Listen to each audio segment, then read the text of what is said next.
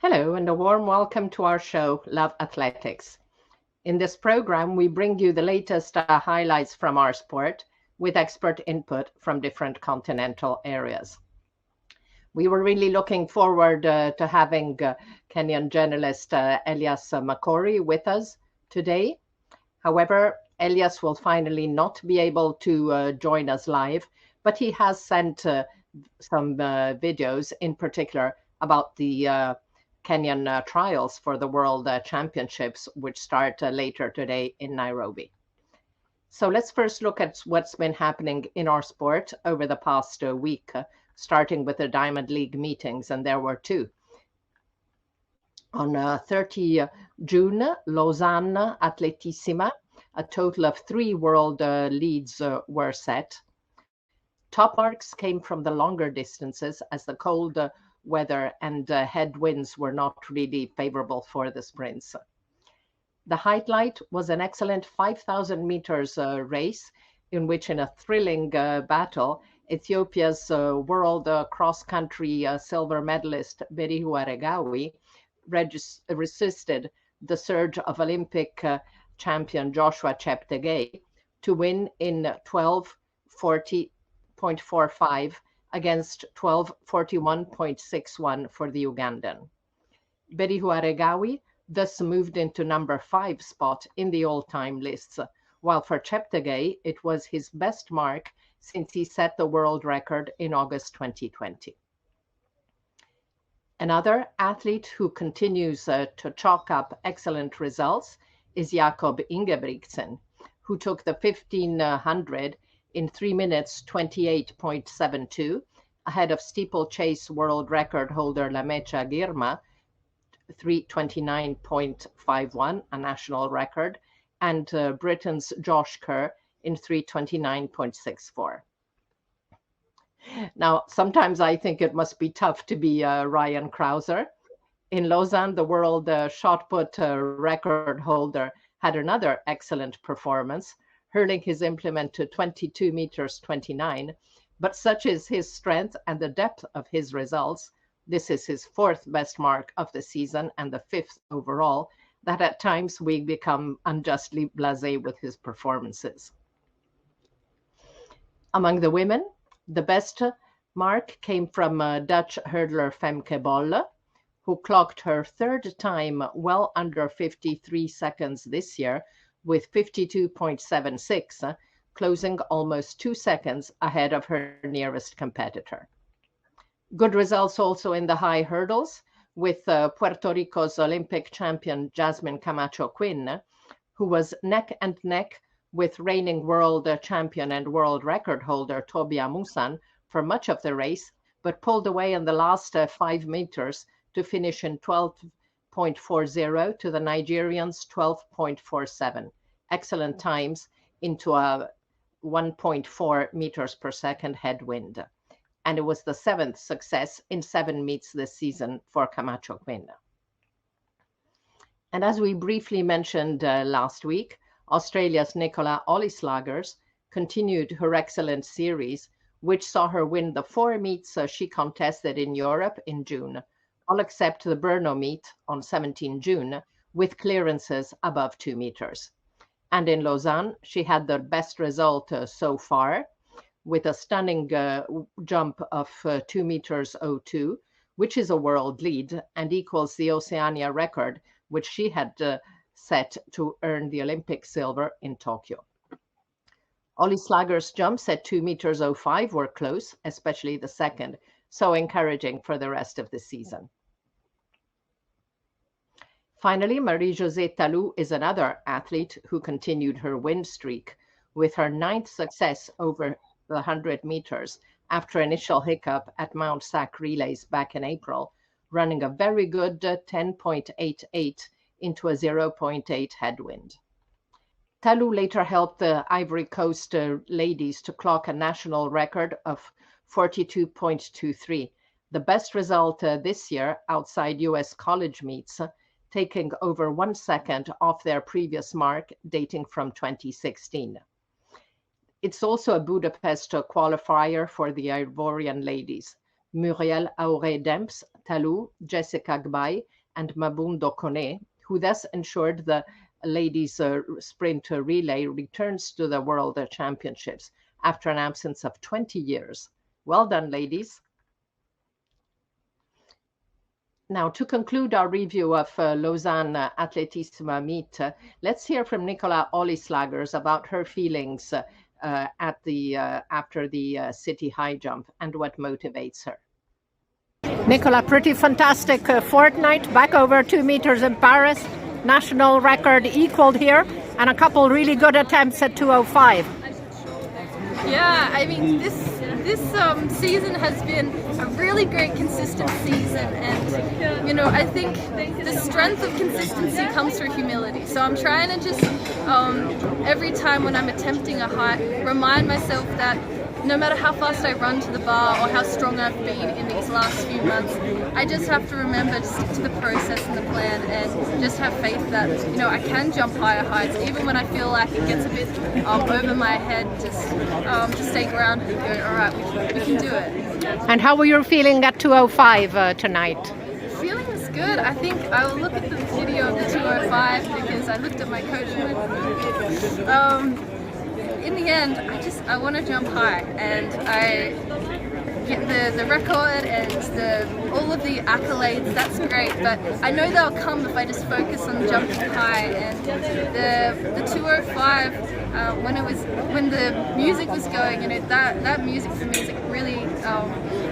The lyrics are really, really powerful, and I just think, wow, it's a beautiful opportunity that I had to share with so many people, and they could see what was going on inside of my head. And if I could do more jumps with music, I think maybe 2:02 wouldn't be the lowest. Tell me, what is the title of the song you were jumping on? It's called Freedom by Jesus Culture, and you know, the reason why I'm even in sports still is because I made a decision in 2017 that I would pursue God over sport, and whether that meant that I jumped 188, which was my PB at that time, or jump higher, I realized my identity, when it wasn't in how high I jumped, it wasn't in the accolades I got, but really just from being loved. And that just brought freedom, and that's why I want people to see the smile and the crazy to come on and shouting, because I'm free from expectations, and I love jumping and being able to share that kind of freedom. It definitely shows that you love jumping, because you always have a huge smile on your face. Jumping's fun when you've got when you've had a really good strength base as well. Congratulations, thank you. Now, another athlete who was very inspired by the music she had chosen for the city center high jump was the Ukraine's Irina Gerashenko, who cleared 2 meters to equal her PB, which she had set in Oregon when placing 4th at the World Championships last year. First of all, congratulations, back over 2 meters. So a really good competition for you tonight. Thank you so much. Thank you so much. Yes, really good competition and really good atmosphere, and thank you for support and this competition. And your feelings when you went over the bar at 2 meters? I understand I can more and I want to jump more. Yes. The music. And very, very pressure for my coach, because she is here with me, with Yulia, with our team, and it's very big support for us. The music you were jumping on is the Ukrainian winner from Eurovision. Yes, Ukrainian music for all people from Switzerland. We jump from Ukrainian music. And a lot of them seem to know it because they were kind of singing along. Yes. They can say. Yes. Great, thank you. Thank you so much.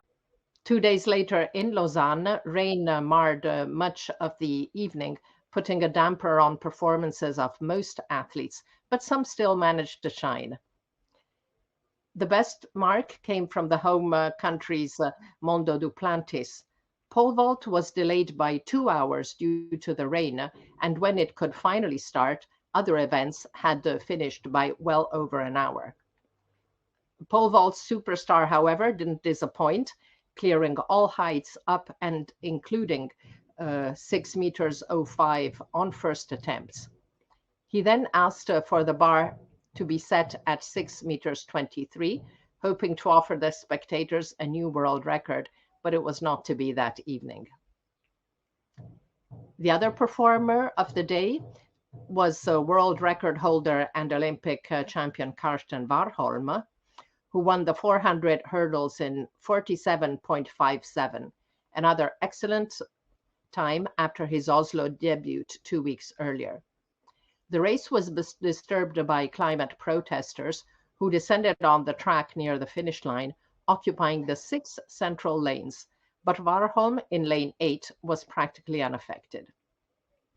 Among the women, the best performance came in the 100 hurdles, where Tobi Amusan ran a very good 12.52 considering the conditions, with Ireland's Sarah Levin, who had run the national race earlier in the day to qualify for the final, finishing second in a PB of 12.73 in a field which included global medalists and continental champions. And a special performance came from Croatia's double Olympic and world discus champion Sandra Perkovic, who threw 64.49 to clinch the win. And what made it special, as Perkovic herself specified after the competition, is that it was her 70th Diamond League meeting, her 46th victory, and her 67th podium. Now that is really stunning. If you look at the podiums, that means she was in the top 3 on 95.7% of her Diamond League meetings. She's a 7 times Diamond League final winner, and of course has medaled at every World Championship since 2013, in addition to being a 6 times European champion starting in 2010. Really amazing, Sandra Perkovic. The CAC Games are underway in El Salvador, and US and Jamaican trials for the World Championships started yesterday, but we will review all these events next week after their conclusion. So let's look now at what's been happening on the roads.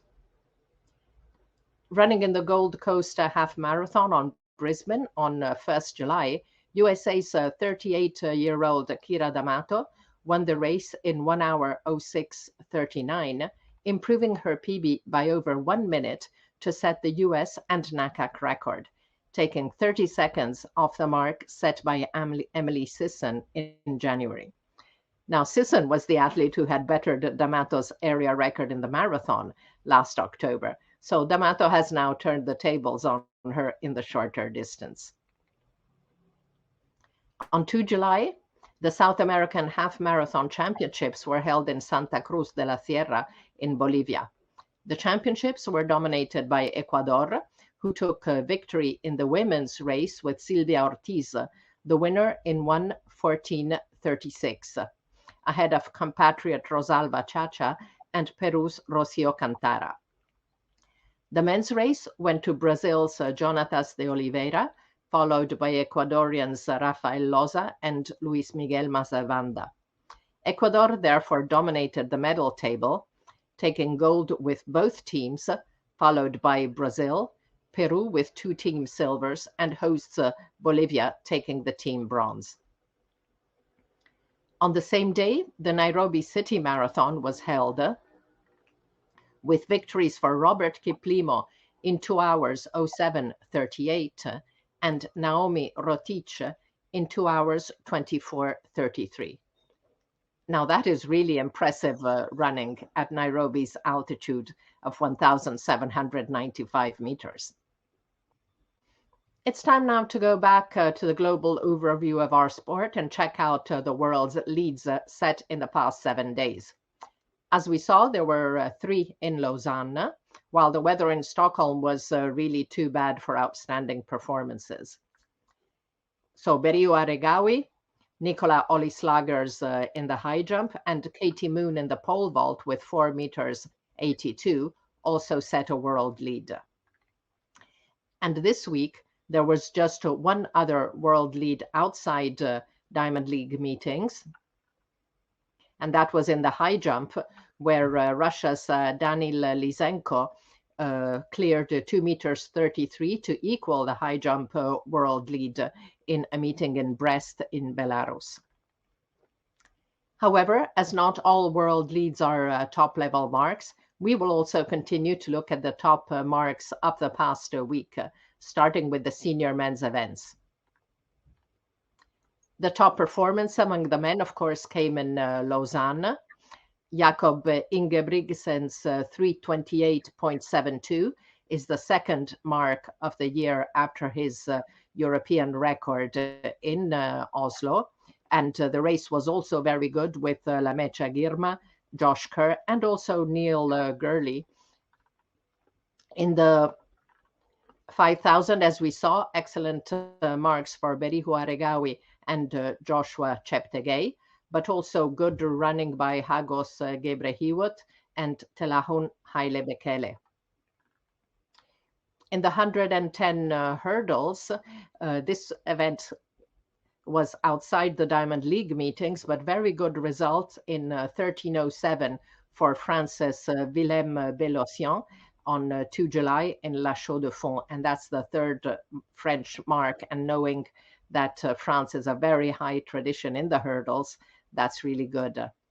In the 400 hurdles, as we saw, Karsten Barholm, excellent 47.57. In the pole vault, 6:05 for Mondo Duplantis. Ryan Krauser's 22:29 we mentioned, but Tom Walsh also had a good performance with 21 meters 99. In the discus throw, not as long throws as they have had this season, but Christian C. and Daniel Stahl had some very good performances. Daniel Stahl in Karlstad threw over 70 meters, 70.25, and Christian C. in Stockholm, 69.83. Top men's performance of 23 remains Ryan Krauser's world shot put world record, which is worth 1,334 points. So let's check now the best women's marks of the week. And again, they were from Lausanne. In the 100 hurdles, as we saw, into a 1.4 headwind, 12.40 for Jasmine Camacho Quinn, 52.76 in the 400 hurdles by Femke Boll, and Nicola Olislagers with 2 meters 02 in the high jump. Top women's performance of 2023 remains Faith Kipyegon's 1,500 meter world record, which is worth 1,295 points. Now, another mark to highlight among the women is Oceania's 100-meter record set by New Zealand's Zoe Hobbs on 2 July in La Chaux-de-Fonds, Switzerland. In the heats of the Resi Sprint meeting, she improved her continental best to 10.96 with a tailwind just within the accepted limit of 2 meters. Now, this is the 5th area record on the distance by Hobbs, who first took 200ths off the previous record of 11.11, which had stood since 2014 in June last year, and first went below 10 flat last March with 10.97 before shaving off another 100 this week. The under 18s, as last week we extended our cutoff now to the top 15 marks of all time, will also include some which are not very, very new. But the first one in the 1,500 meter by Cameron Myers was set on 1st July, and he improved even more. He's still number 11 on the world under 18 all-time list, but now with a mark of 3 minutes 35.88. In the 110 hurdles, Matthias Zach of Czech Republic on 17 June had run 13.25, which makes him equal number 10 on the all-time list. And among the women, Adeja Hodge in the Continental Tour Gold meeting in New York, 22.85 is number 13 in the under 18 all-time list by the athlete from British Virgin Islands.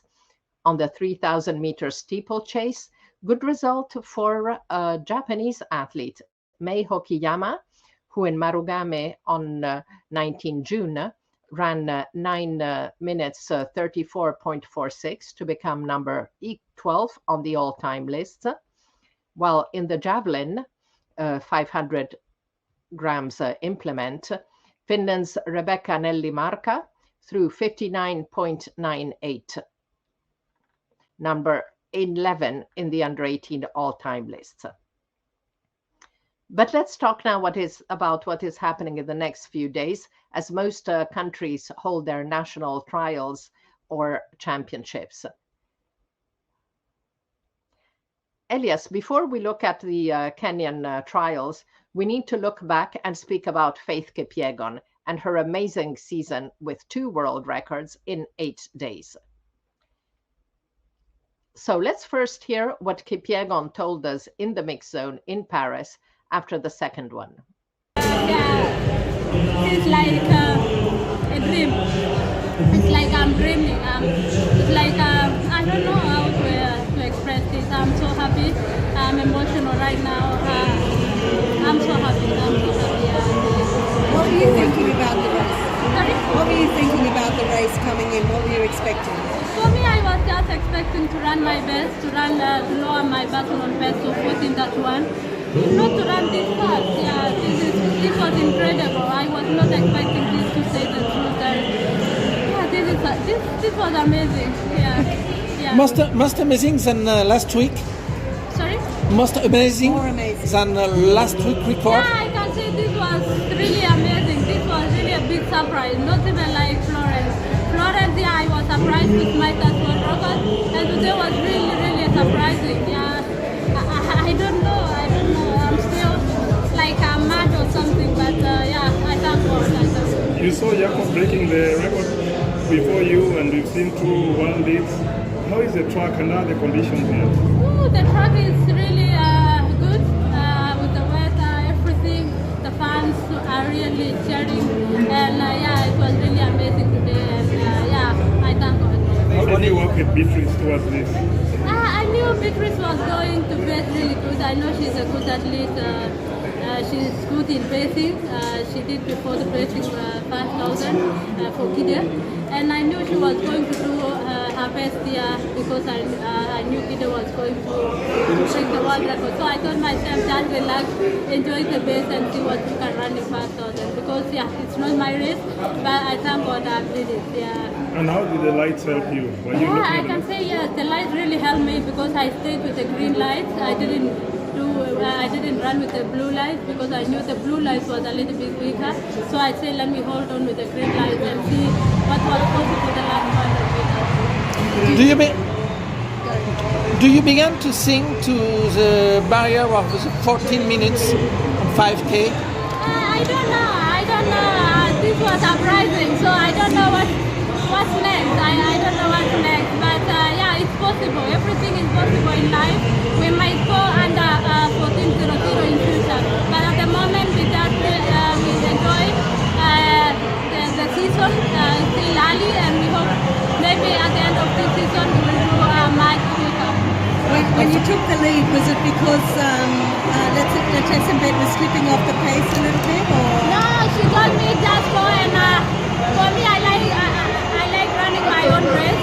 I don't like against somebody, but I just run my race. Just after Gina told me just go, I took the lead and just focus to the finish line. Yeah. What distance for Budapest? 1500 of course. I'm focusing myself to defend my title in 1500, and I'm going back home to sit with my team, back to the drawing board and see what is best for me in Budapest. Could you still feel last week's race in your legs this week? Yes. It's only that I was feeling a little bit tired, but it's only that I went for an easy run to keep my body fit and just jump here and do the best. Yeah. You did another fantastic last lap. In Firenze it was 58.8, I think. Here another. Even though you're tired from Florence, it was an amazing last lap. Yeah, for me I was just coming here to enjoy the race and see what was possible, because I knew the ladies were going to be fast, and I knew I was coming from the world record attempt in Florence, but I knew everything was possible. But for me, I was just running my race, focusing to the finish line, and focusing myself. You were speaking yesterday about sometime moving up to the marathon. Now it starts to feel very, very realistic. Yeah, of course I can say I have a lot of endurance in my legs. I do a lot of long runs, I do a lot of bad leg and speed work. Yeah, I knew I was going to run good here, but not the world record. But I'm so happy. Yeah, several years chasing one, and now 2 world records in 8 days. Sorry? You spent 2 years and more chasing 1 world record, and now you have 2 in 8 days. Yeah, this is, like I say, it's like I don't know how to express this. This is amazing. Running 2 world records within a week is just crazy. And I really thank God. I really thank God. Congratulations. Yeah, thank you, Anna. Actually, it's been an amazing season for Faith Kipyegon. I remember in February at the Sirikwa cross country, she literally tore apart the field in the cross country, winning by, it was almost 1 kilometer from the second place athlete. And that really showed that she had built up the endurance. She had the speed also, of course, training the 1500 meters. And going into Florence, when she broke that world record, I mean, it was unbelievable. And it was actually proof that her training has been going on well. Of course, training under Coach Patrick Sang, the great Patrick Sang, in the group that includes Eliud Kipchoge. She usually trains a lot with the group for the long runs. The second group, she's always with the second group with the men. So you can imagine the kind of endurance that she has. And then again, going into Paris, we were together in Paris. Anna, you remember 60-second final lap in that 5,000 meters, going on to beat Gide's world record. Yeah, looking forward to her, carrying on this form into the World Championships in Budapest.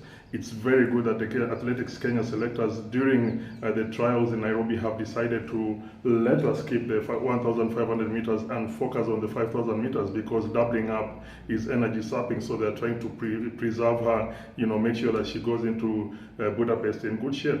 She's already hinted that she'll be doing more of the 5,000 meters as she moves slowly, graduating eventually to get onto the road. So you've seen her progression has been very good, 1,500 meters, now 5,000 meters, and going into the roads, as opposed to the other athletes that we see more and more from Africa especially, who go directly to the roads without building a portfolio on the track. So it's been a brilliant season for Faith, and I think better things to come. Actually, I'm surprised she didn't go for the World Championships in cross country in Bathurst in Australia, because she would have won that one. Of course, Beatrice Chebet won it. Beatrice is in good shape, but I think Faith will have taken it hands down, Anna. Elias, the Kenyan trials for the World Championships start this afternoon in Nairobi. What are the 3 events you are most looking forward to?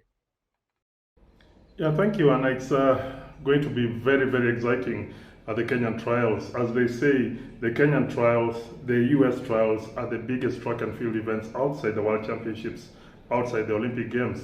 Getting a ticket to the World Championships from Kenya, to the Olympics from Kenya, is actually more difficult than winning a medal at the Olympics or the World Championships. So very competitive trials that we have, a very good field. 3 events that I'm looking forward to. The women's 5,000 meters. We have, of course, Faith Kipyegon.